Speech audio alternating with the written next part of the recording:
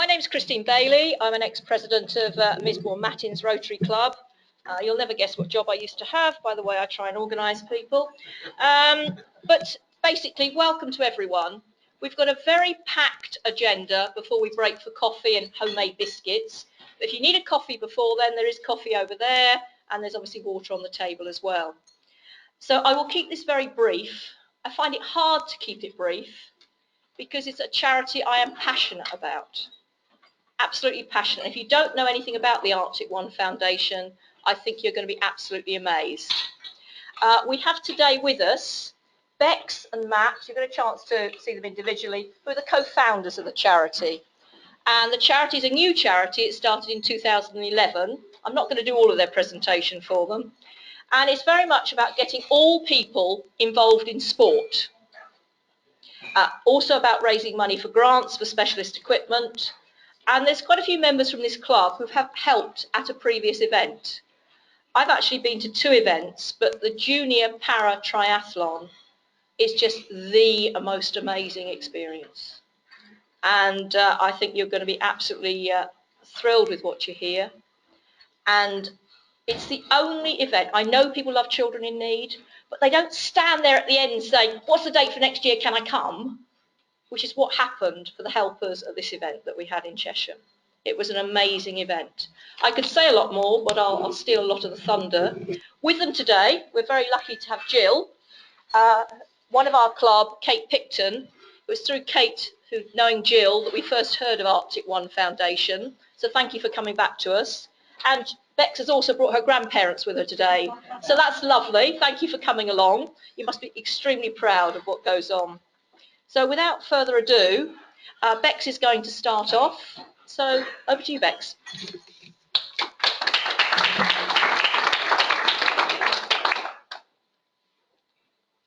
Hey, this is just the right one. Can you all hear me? Do I need to stand closer to this? Okay, so as Christine mentioned, I'm Bex and we're here from the Arctic One Foundation. So a little bit about us to start with.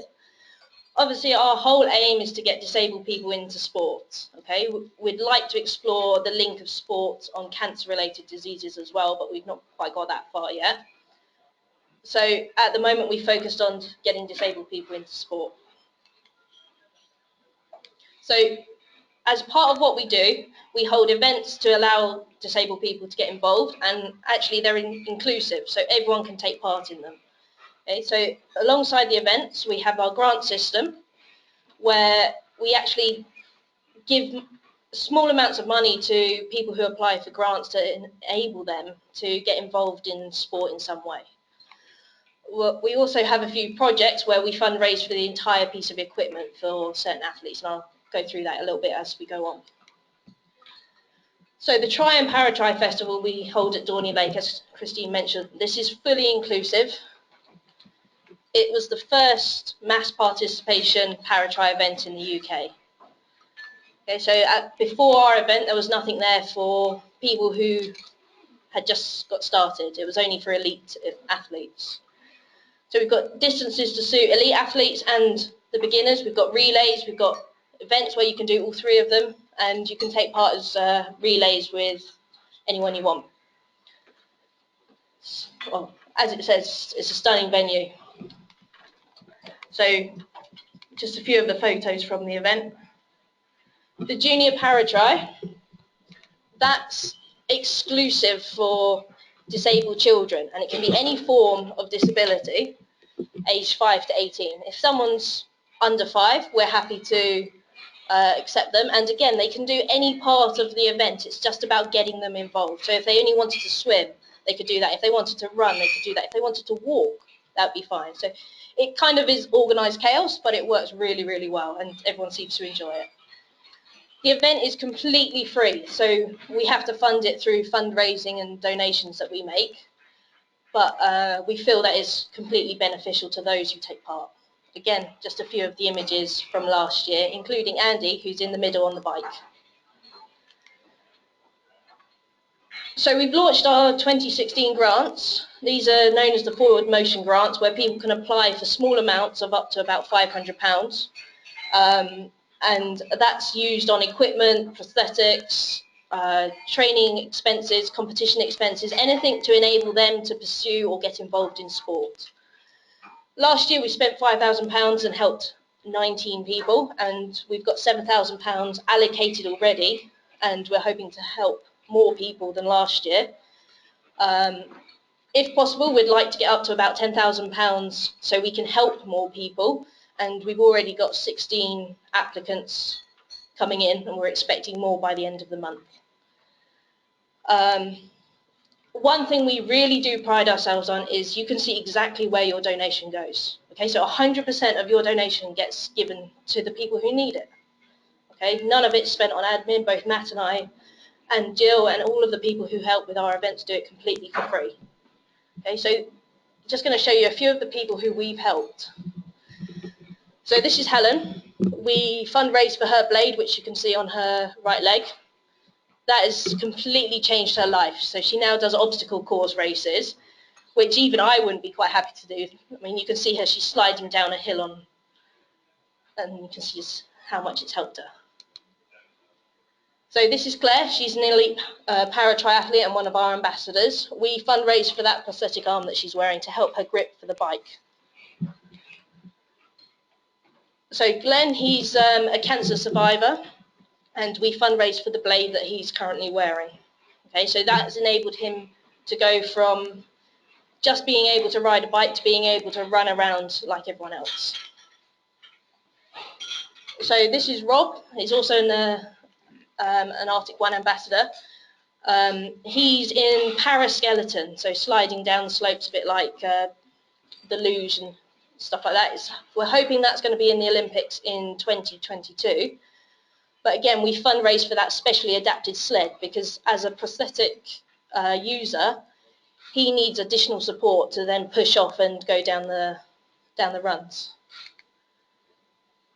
So James Davey, he's an above knee amputee, and we fundraise for that as well. Sorry, he's a below knee amputee. So his blade, which you can see him wearing, costs £5,000. So that's Rio. He's a complete superstar, but he was getting so demotivated by not being able to keep up with his friends. So we've helped him purchase that blade. How old is he? He's now 7. This is Joanne Blinman. She's a double amputee. She lost both her legs in a house fire. So we fundraised so she could have a race chair in order for her to take part in things like the Bristol 10K and the marathon. Again, Gary Dixon fundraised to help him get a new blade so he can enjoy running as well. And Andy Lewis, brought him with us today. You'll enjoy his talk. He's a much better presenter than I am, but again, we've helped to fundraise his leg and we're providing ongoing support as he makes his way to Rio. So this is Toby. He's now 10. Currently that's who we're raising money for, and we're trying to get his whole chair built for him. So if you imagine that you're wearing a pair of shoes that are 2 or 3 sizes too big, or a bike that's way too small for you. So that's what it's like having a chair that doesn't fit properly. Okay? Really uncomfortable and can cause him quite a lot of injuries. So we're trying to fundraise for his wheelchair just to enable him to take part in sport like everyone else. As you can see, raised quite a bit of it so far and got a little bit left to go.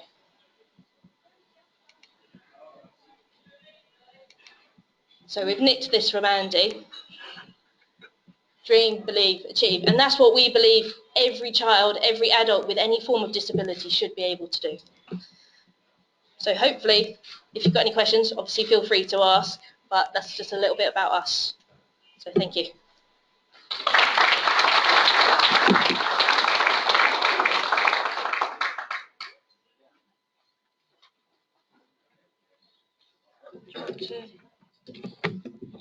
I ain't doing a presentation, I'm singing.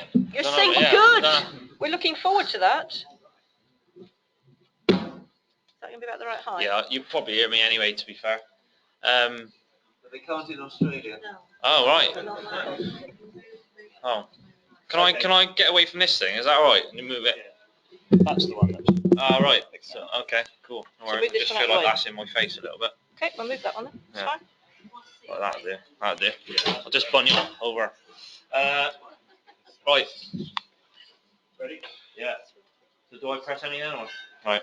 Are you pressing it or am I pressing it? You're pressing it. Right, okay. I can press it if you want. No, it's fine. It's fine. Hello everyone, I'm Andy Lewis. So I'll just sit here so everyone can hear me as well. Am I on webcam then, am I? Am I broadcasting? Hello! So I just wanted to give a bit of an introduction about me, and if I can, before I move on, I just wanted to touch on a few little bits that Bex has discussed. So what Arctic One do and what they've done so far, I think it doesn't really give them credit with regards to some of the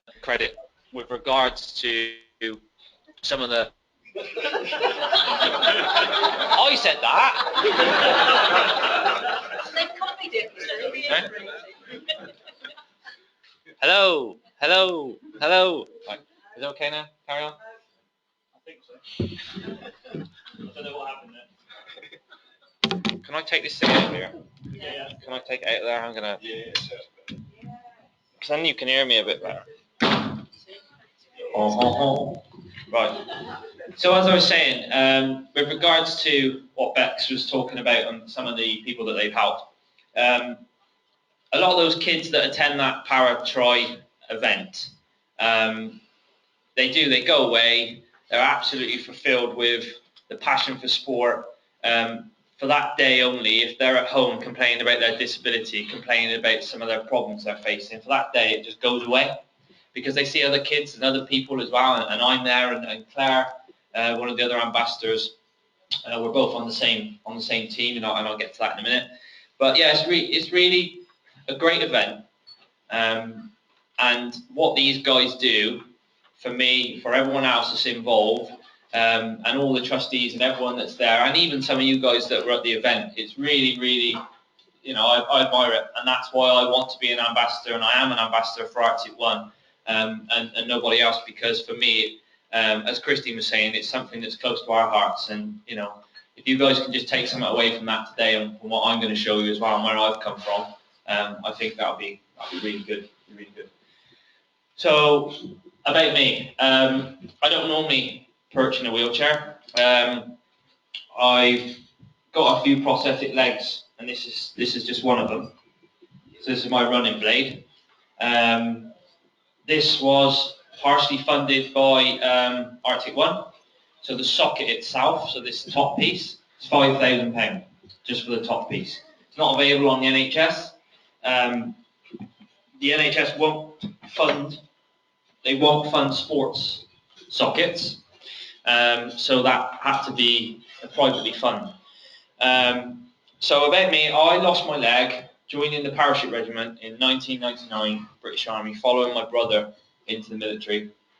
2 days before I was going to swear on the oath of allegiance to the Queen, just notice her up there on the wall, I was run over by a 38-ton articulated lorry. I left school with not many GCSEs, to be fair, because I literally wanted to go into the army, and that was what I had my heart set on, and I literally wanted to go in and then work my way up. The reason why I joined the parachute regiment is because I wanted to join the REME, Royal Electrical Mechanical Engineers, and you had to do a test, and I failed the test, so then I just joined the regular infantry and wanted to work my way up. But that didn't happen. So what happened to me? So that was my leg in a cage. It's called an Ilazara frame. And when I got run over by the lorry, fortunately I had leathers on and things on the bike, which was very lucky, but it contained my leg. And I didn't lose it straight away. They rebuilt it. So they took a bone out of my left leg and they grafted it into my right leg to try and save it. So one bone in each leg. I had multiple skin grafts, muscle grafts, all sorts of things. After 5 years of having that, and then over that period of time, I lost I lost a lot of school friends because at that age, I left school and everyone was going out partying as they were getting older. I missed that youth. So for 5 years, I lived pretty much like that, in and out of hospital, having grafts and work done. Couldn't really do much with my life. So I don't know. I sort of, after 5 years, decided that after suffering depression, phantom pain, which is where you think your foot's there and it's not, and I had my leg amputated, and that was a decision I had to make. No one made it for me. I went to the hospital, and I remember saying to the guy there, to the surgeon, I want to have my leg amputated. I've had enough now. I just want it gone. I could see all the lads coming back from Iraq at the time, seeing how well they were getting on with prosthetic legs and things, and thinking to myself, this is something I need to do. My brother had just come back from Iraq as well. He had a bit of time off because he got shot in the leg. Fortunately, he's kept his leg, but still he has problems with it now. You can imagine what we put my mother through, both of us. But yeah, I had phantom pain. I resented people. So I resented my own mother. I don't know why. I love her to bits. But they always say you take it out on those closest to you and those you love the most. And I remember I used to sit in my room at night and I used to be crying because I wanted to be watching all this unfold in Iraq and wanted to be there with my brother and with other members of my family. And my mother said to me, I'll never forget it, things in life happen for a reason, and this is what she believes. And maybe if you'd have gone, they might not come back.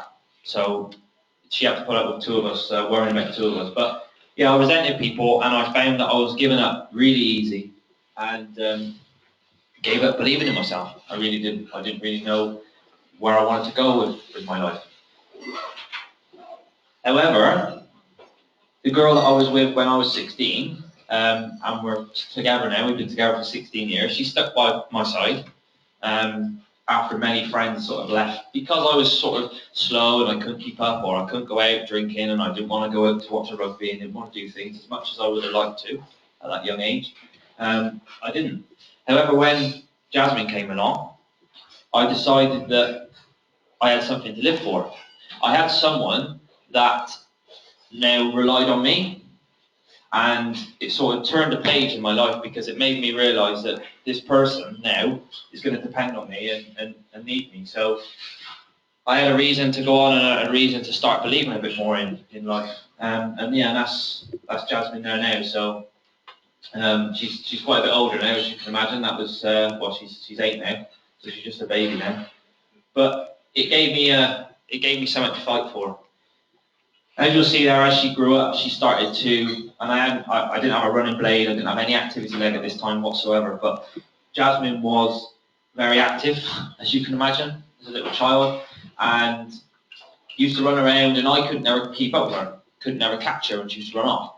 And I knew that at some stage, she was going to want to ride a bike, she was going to want to do things, and I was thinking to myself, if she wants to ride a bike, how am I going to run alongside her? How am I going to do these things when, I've got this bog standard NHS leg that is not really capable of doing the things I want to do in my heart and in my mind. So I decided that I needed to go and achieve something and get my confidence back and start believing. So as you can see, look at that belly, all paid for that was, all paid for. I decided that I wanted to pursue something that I've always had a passion for, which was flying. Now, maybe I should have joined the RAF, so the parachute, but I always had a passion for it, and my dad, years and years ago, went to America and got his private pilot's license, because it was a lot cheaper then. And I decided, you know what, I'm going to do it. I'm going to prove to myself and prove to my dad that I can do it. And people were saying to me, you'll never learn to fly, you've only got one leg. I said, do you know Douglas Banner? You ever hear about Douglas Banner? He flew a Spitfire with prosthetic leg. So I thought to myself, right, it's doable, I'm going to go and do it. So I went to RAF Cromwell, and I applied for a scholarship, for a flying scholarship, through an organisation called Flying Scholarships for the Disabled. There was a lot of people who applied for it, and I didn't really know, because I always felt as though I was a little bit slower than other people, and maybe that's the problems I had at school. But anyway, I was successful, and they awarded me with a scholarship. But they said to me, Andrew, we need to send you to South Africa to learn to fly because it's cheaper. I said, I really appreciate what you're doing to me and everything, but I can't go. So there's no way I can leave my child and my wife to go to South Africa to learn to fly and leave them back here. So after a lot of persuasion, and I must thank the Air Chief of Staff at the time of the RAF because he sort of discussed it with them, they decided that they would send me to Goodwood. For me, it was an inspiration because that was, right, I'm going to do this. So I went there for a month, and I stayed there all the time, but my wife came down on weekends with the kids, and Jasmine at the time, and stayed there. So it was great. So I could see them on the weekend. And do you know what? The other reason why they wanted to send me to South Africa was because of the weather. All the time I was in Goodwood, for a whole month, no rain. It was perfect. I couldn't have asked for any better. I was flying every day. But it was that moment when sat on that runway after quite a few hours of flight training that I'm sat in this P1, so I'm sat in the left-hand seat, captain of this airplane, and the instructor says, right, I'm getting out now, you're on your own. What do you mean I'm on my own, right? You got to fly, I want you to go over there, park up, he said just do a flight down to Lydd in Kent. He said then fly back along the coast at Shoreham and land back at Goodwood. I was like, right up, oh, this is great. So I went and parked up. I sat there for about 10 minutes trying to compose myself, though, am I really going to do this? But eventually I took off and I flew down to Lydd in Kent. And as I approached Lydd in Kent, I looked across and I could see the coast and, thinking to myself, I'm up here. I've only got one leg, but it hasn't stopped me.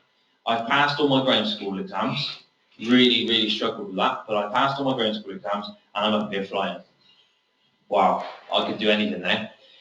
And it really sort of touched on me, that, and it really made me believe in myself. But what was quite interesting is landing into Lydd at Kent. I remember reporting to them, Golf Charlie Charlie November Romeo inbound to land. All of a sudden over the radio I heard, Golf November Romeo making a left turn, there's a Spitfire inbound behind you. I thought the war was over. As I turned around I went round to the left, and as I looked back out, the Spitfire came in and landed. I was just amazed. I just went around in circles for a little bit until I, to see that as well, just was amazing. Anyway, cut a long story short, I landed at Lydd, flew back to Goodwood. A couple of weeks after that, I was handed my pilot's license. So I was absolutely ecstatic that I could achieve it. Now I thought to myself, I need a job. I haven't got a job. I want to support my family. What do I do? I've got no GCSEs. Okay, I've got a pilot's license, but where do I go with it? So I tried to apply for a commercial pilot's license, but because I had petit mal, epilepsy when I was a kid, they wouldn't give me a commercial pilot's license, even though from the age of 6, I hadn't had a seizure. But they classed it as still, I think it was after 5, the guy said, as an adult illness, so they wouldn't give it me. If it was a childhood illness, it could grow out of it, but it could come back. But touch wood, nothing's happened ever since, but they wouldn't give me one. So I went to work for Airbus UK in Filton, Bristol. I applied there as a job, was a receptionist first, worked my way up through the ranks. Over 2 years of being there, I ended up in quality department, engineering, and then ended up in procurement. And I was in charge of 5 guys shipping the landing gears all the way all over the world, but mainly down to Toulouse and Hamburg where they're put together. And that was me on the right-hand side. This aircraft, I took some money up on my house, remortgaged my house to buy this, and it's a microlight. And me and my dad built it out of a crate. And I flew it. One day, my dad came down the field, and I had everything in the back. So in the back of here was 2 seats, and then there was about 25 kilos of luggage space in the back. I filled it up with tents and everything. And he said, "Where are you going?" I said, "Well, I told Becky that if I'm not back by the weekend, come and look for me. But I'm going to France." "What do you mean you're going to France?" I said, "Yeah, I'm going to go over to France." So I flew down to a place called Lachine Pedcorn, followed a flight plan that afternoon, and then flew out to France. I flew down to a place called Abbeville, landed in Abbeville, And then the next day I flew on down to a place called Blue Hour. They had a big microlight festival. It was amazing, absolutely amazing. And then I flew back. And do you know what though? Once I did that, I got back home and I landed and I was like, what now? What's the next thing to do? I need to do something else. I need to keep going. So I decided then, right, I need to get fit. I need to get a running blade. I need, after the Olympics in 2012, I want to go a bit further. So I created a group of people, and this is my wife here. I created a group of people to get fit and to get active and to running. But at the time, like I said, I didn't have a running blade. So I started a project off my own back to raise funds, that running blade for an adult at £10,000. So I did play dinner shooting, all the rugby guys waxed their chests and did all sorts of things to try and raise money for me to get this running blade. And obviously then the socket I needed. So created charity events, I wrote letters to local companies and with Airbus, their support, knocked on doors and started working with children to sort of get my name out there to try and get people's help, but also to help other people that are suffering with the same problems that they also wanted to get fit and active. I get fed up of hearing the government and people saying that, oh, disabled people are obese, or disabled people who don't want to do anything, or they're not active, or there's scroungers and things. Well, some of those people do want to do things, but they don't have the funds, they don't have the backing, and they don't have the support of organisations and people to help them do it. Now, I never had the support, and I went to the NHS and asked them for that, and they said they couldn't afford to do it. So I had to do it myself. So there's my running blade originally, the first one I had. There's my socket, how huge it is back then. And this is my leg. And it was like a Meccano set for me. I used to go home and just take it apart and put it back together again. Just for something to do, because I could do it. This is when I broke it. So this was, the carbon blade is supposed to bend one way. It's not supposed to bend the other way. You're not supposed to oppose the strands of the carbon. So when you run on a blade, it sort of springs and springs back. But if you bend it back the other way, it will snap. So this was me. It's quite a funny story behind this. Was on a bike at a 24-hour cycling event in a gym, where I tried to stand up and pedal, push down, pull back up, and my foot snapped.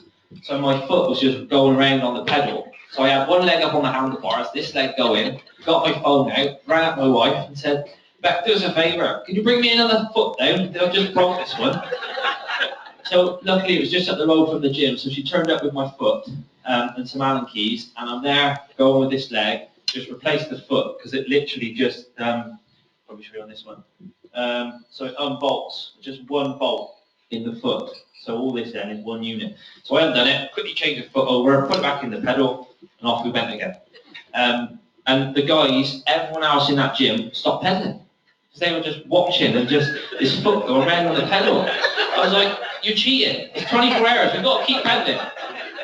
So yeah, they do break, and then someone has to pay for that.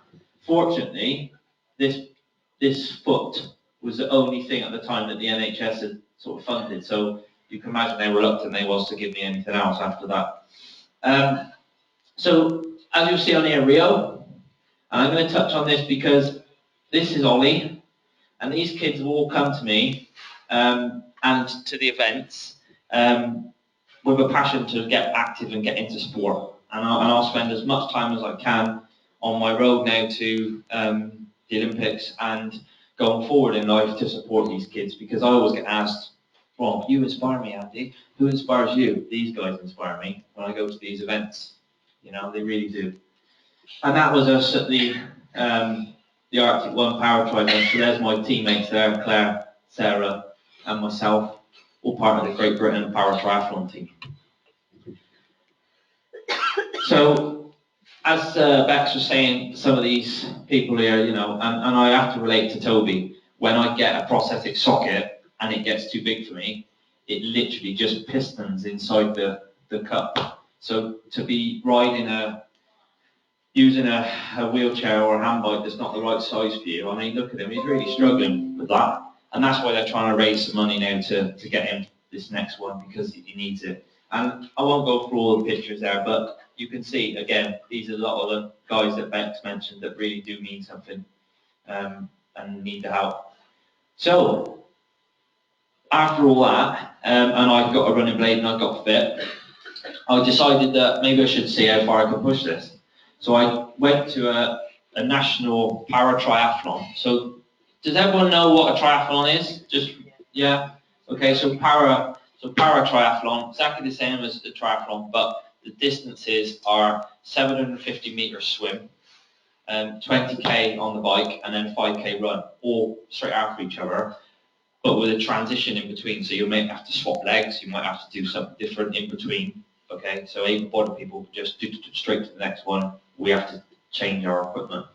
So as you'll see here, my colleague Joe lost both his legs in Afghanistan. There's a few of us in the squad. But there's me here. I went out to Rio last year, the test event before the Paralympics this year, and I got a bronze medal, so I came third. So this year I'm hoping to go out there and better that really. But this is the team after the test event in Rio, and this is me with some of my teammates, and they are just like a family. To be fair, they're the second family. And Claire, one of the other ambassadors, she's just like a sister to me. We get on really well. We're about the same age, and because we both have the same beliefs in charity and Arctic One, we really do get on. So that's me coming out of the water recently in Lanzarote. As you can see, we all operate as a team, and that's my coach there, Steve, and he's our I get this word wrong, physiologist. Is that right? Right word? So he does all our in the labs and things like that. So those guys are helping me. And there's me running in Lanzarote with my blade on that I've worked so hard to acquire. So being part of the Great Britain triathlon team, para triathlon team, means so much to me because if it wasn't for these guys, I wouldn't be here today.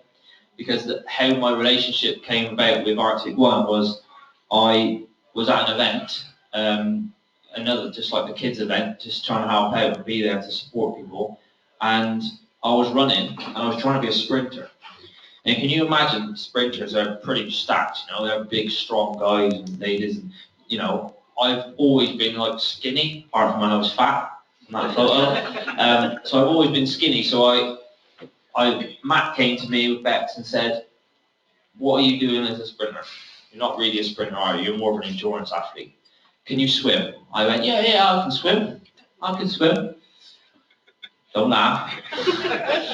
I said, yeah, right. They said, "Come on, then we'll get in the pool." And it was at Stoke Mandeville Stadium, this was. So get in the pool, we're going to have a look. So I got in. I drowned nearly by about halfway up the pool, splashing around and everything. That was the first time I tried to swim after losing my leg. Because when you lose your leg, when you breathe in the water, the imbalance, when you haven't got a leg on that side. So every time I breathe now, when I swim, I breathe to my right because of the weight on my left-hand side helps me to rotate round. When you try and get round to the other way, it's really difficult. But at that point in time, I couldn't do either. I was just sort of bobbing around on the water, and it was horrendous, absolutely horrendous. So Matt and Beck said, "Right, we're gonna teach you to swim because we think you could be quite good. We're going to teach you to swim." So I spent a lot of time every day in the pool. I was working as well at the time, but every day in the pool in the evening, learning to swim. Matt and Beck would send me programs to do to try and keep my heart and soul into it. It's very, very tedious. I don't know if any of you, done swimming to this level, but it's really, really technical swimming, really technical. Until you get it right with the breathing, you just feel that enigma in the back of your brain just says, "Take your head in the water, you fool, you're going to kill yourself, you're going to drown," So it's just getting over that fear of it originally. So then I had to learn to ride a bike. And I mean, everyone at the beginning can ride a bike, but to ride it at the level I can do, just for information, I've been up since 5:30 this morning, so I was went to the hotel last night and I said, "Can you help me some equipment into the room, please?" They were like, yeah, no worries, thinking it was bags. I took a bike, I took legs, I took a turbo trainer, I took my luggage, and the guy was he just said, what, you need all this equipment in your room? I said, yeah. So I got training in the morning. I said, "You're quite welcome to join me if you want." No. I said, "No, it's fine." But they let me take it into the room, and some hotels are really funny about it. And I have been sat on purpose before in a reception on a turbo trainer, which is where you're static. Your wheel just goes in it, just sat there on purpose because they wouldn't let me take it into my room or take it somewhere else. So got to train all the time. We train about 25 hours a week. Airbus kindly now let me leave my job, but on a secondment. No, not secondment. Keep getting wrong. Sabbatical. So I am due to go back in December this year, apparently, and I'm hopefully then going to be on so go to Rio is in September for the Paralympics. So this is me competing out in Chicago, and there's me with, this is just one of my other sponsors from London, and yeah, it's me with my medal really, and that's my rankings and things I've done up till today. Considering I haven't been doing triathlon very long, I only started doing it, because I hadn't done it at all, 18 months, was it? About 18 months or something ago. So now to be on the World Class Performance Squad, my funding, I'll be honest with you, I've gone from sort of 35 grand a year job at Airbus to 12 grand a year UK sport funding. It's a massive, massive shock to the system. So for me to get out there now and try and promote myself and to gain sponsors and gain the support from people that believe in me, I try to use this journey of this is what's happened to me, these are the things I've done, so I'm just going to keep going. So if people believe in me, I believe in myself and I can achieve it, but there's no way I can do these things without the support of Arctic One, organisations that help me to get there. I've got now another child, so Logan, my little boy, he's got one of each, pigeon pair.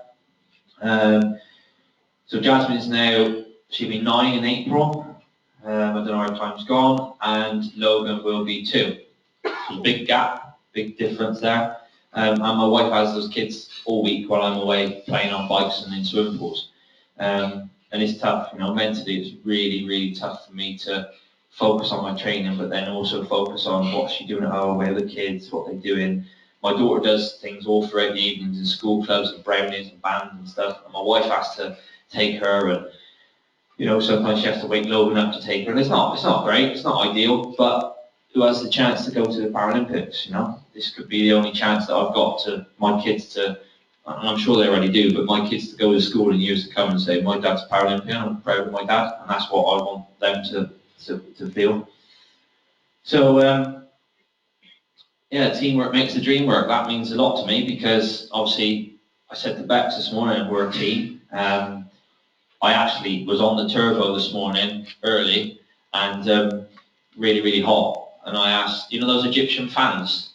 I sent a picture of an Egyptian fan to Bex and I said, you couldn't come and fan me down because it was boiling in this room.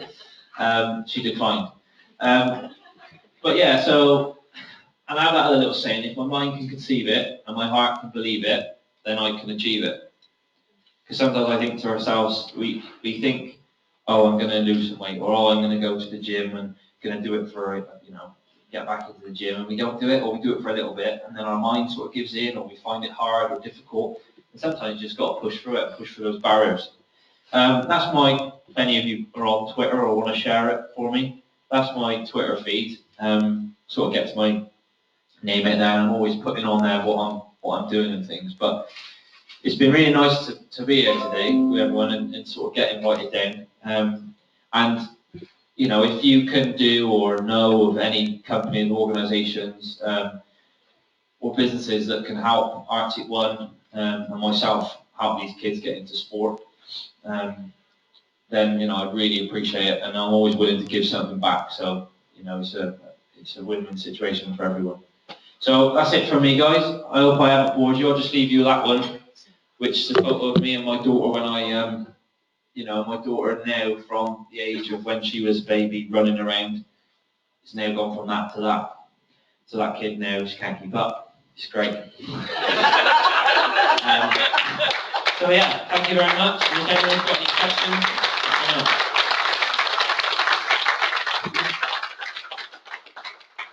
So who we go to next? We've got Matt, who's not spoken yet. He tries not to, but you have to encourage him. And Bex and Andy are happy to take any questions or tell you any more about any of the activities or what they do. So please, fire away. Yeah. Can you recycle the wheelchairs and things for when somebody grows out of them, somebody else can, are they specific to that one person?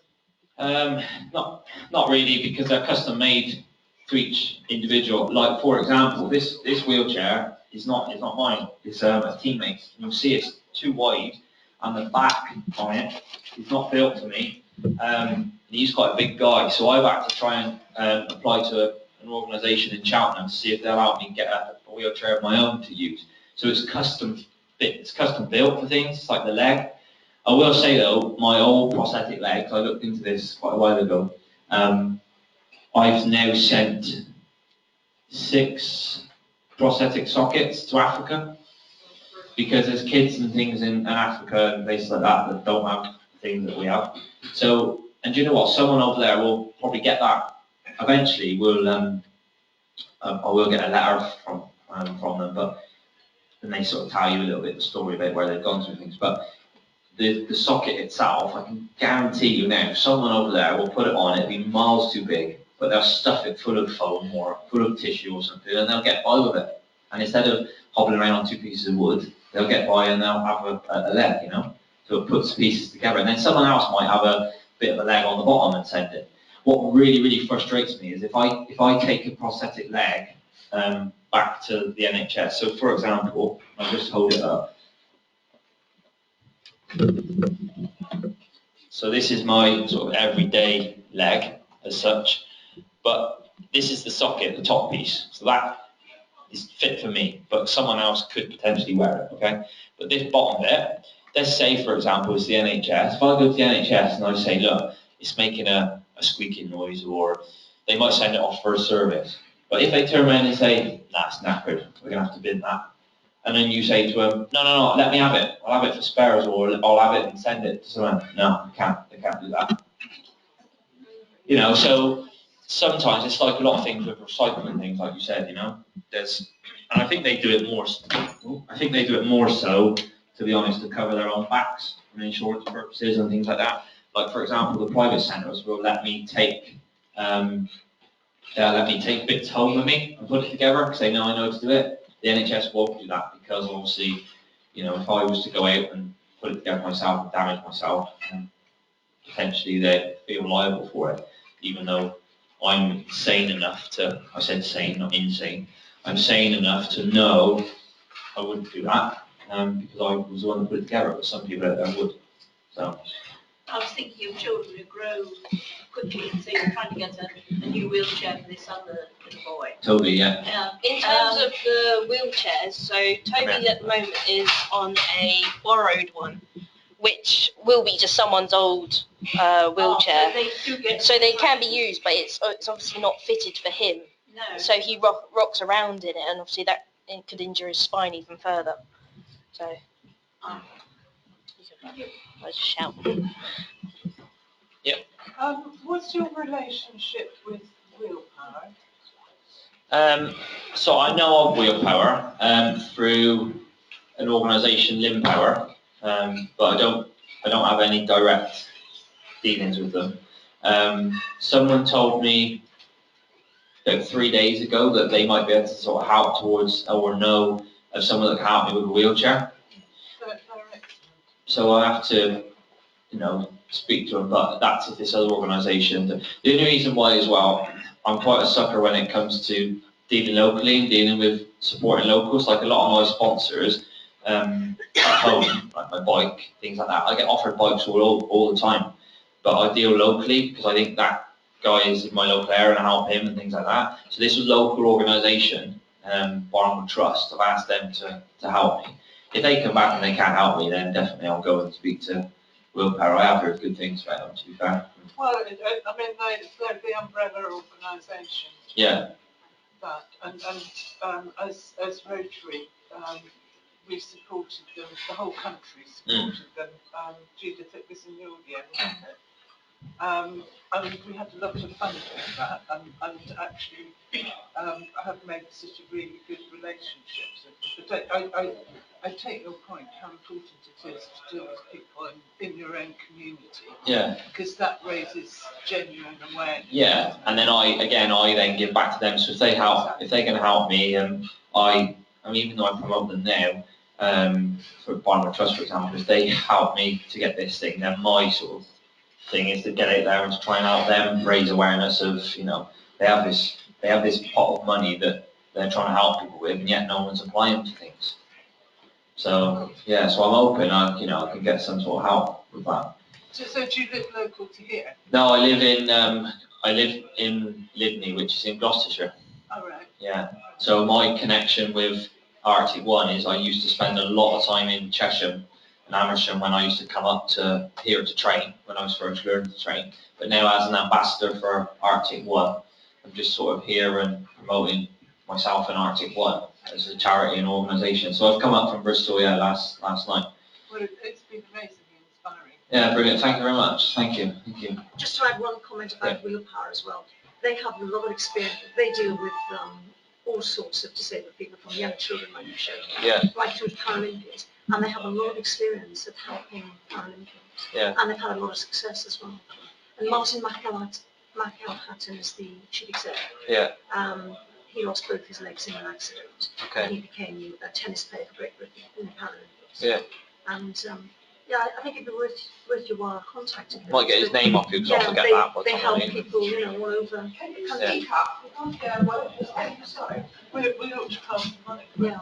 Yeah, have you got a tag? Have you got a mic movable one? Or?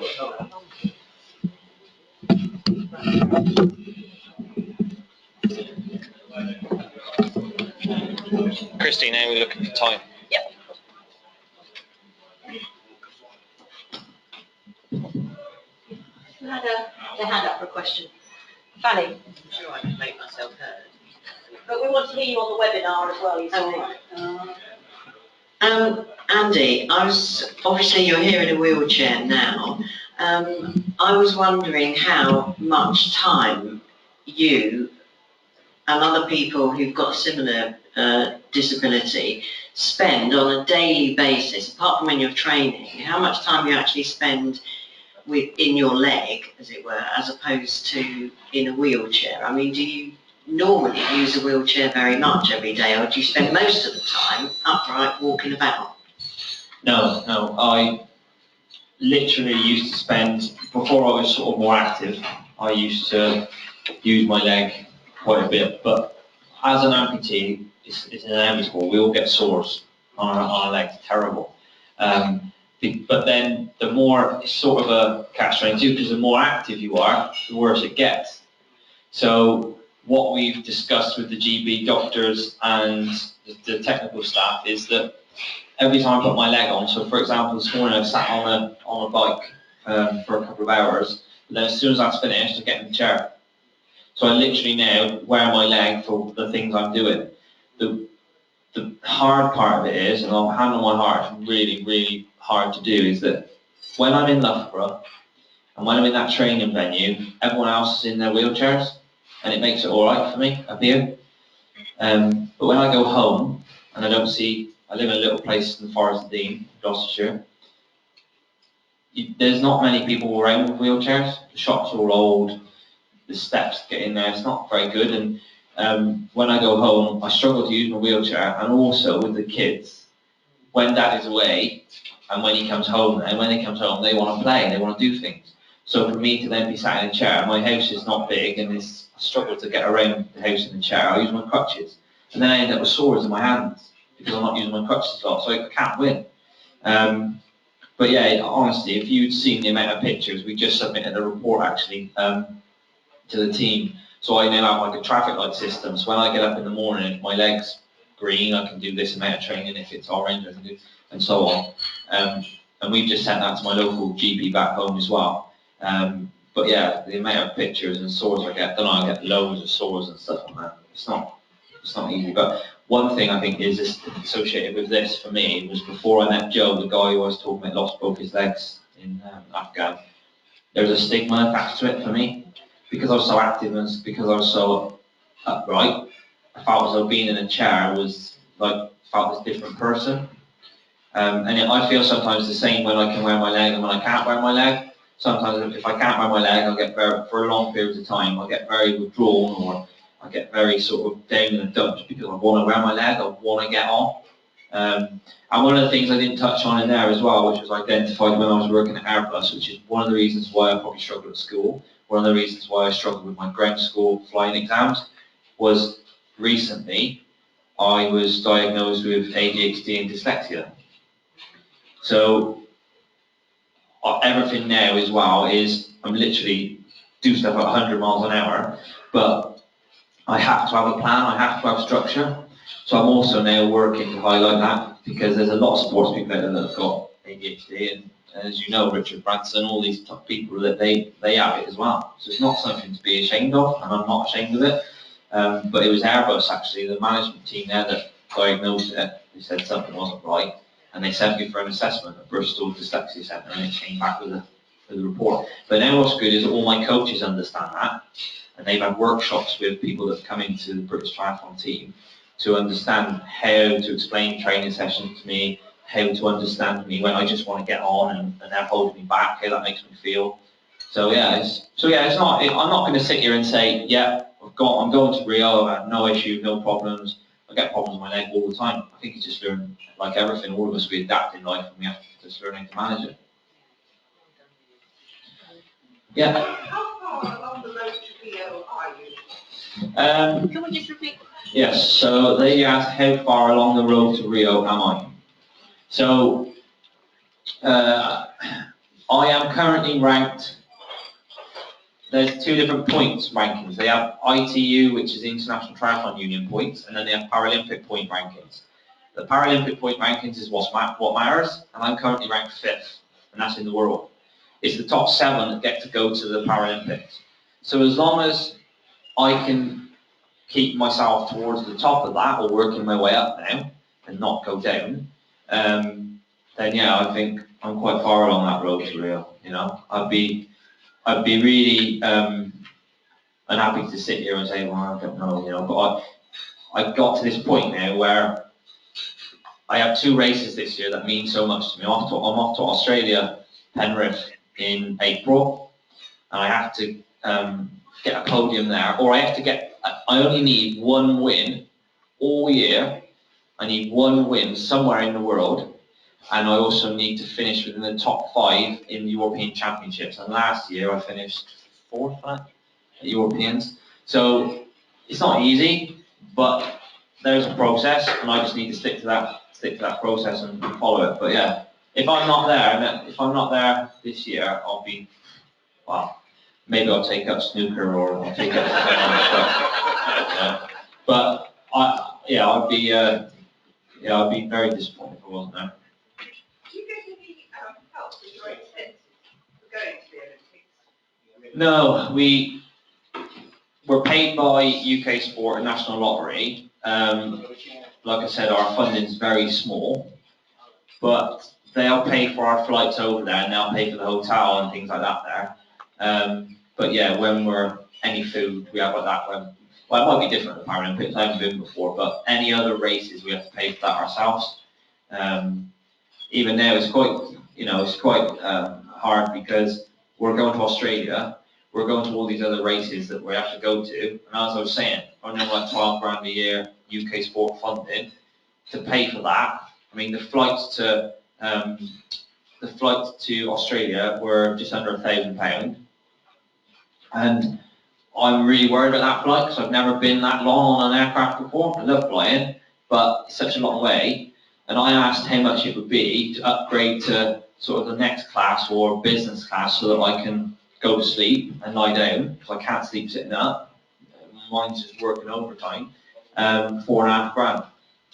So, you know, at the moment, one of my sponsors offered to pay for my wife and my kids to come out to Rio, but because there's this virus over there at the moment, and because there's a lot going on, And when I went over the last time, don't get me wrong, Rio's a beautiful place, but when you're there looking along Copacabana Beach, and then you look behind you, you've got all these poor people living up in the favelas, is it they call it, up in the hills, it does make you think, what's happening to the world? You know, it's such a divide between people. So my wife's not really that keen on, and the other thing is, she doesn't want to distract me when I'm over there, if I'm doing it with the kids and stuff. So yeah, she's not going to come. So I'm going to ask them if they'll give me something towards, instead of that, they'll give me something towards this flight. But I don't know.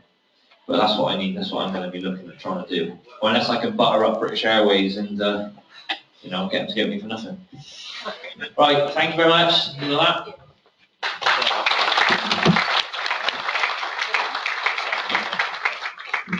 Well, what an inspiration. I mean, we're sitting here thinking, my goodness, did we have a hard time this morning getting up at 6? Well, Andy's already been on this bicycle for an hour and a half in a hotel room. How boring can you get? I mean, you must have cycled really hard. What an inspiration. And both, or all three, Bex, Matt and Andy, thank you very much for coming today and giving your time and telling us and introducing us to Arctic One. It's a great initiative and a wonderful organization to get disabled youngsters into sport and improving their sport and enjoying it more and actually doing better at it. It's wonderful. You really are an inspiration to us all, and hopefully some of us here, yes, all of you, might get involved in helping Arctic One, either by taking part in races, very quiet everyone's now, or helping with the organization of the races, you know, being a marshal at races, or you could raise money for Arctic One, obviously. All that is possible. So just think of what you can do for Arctic One.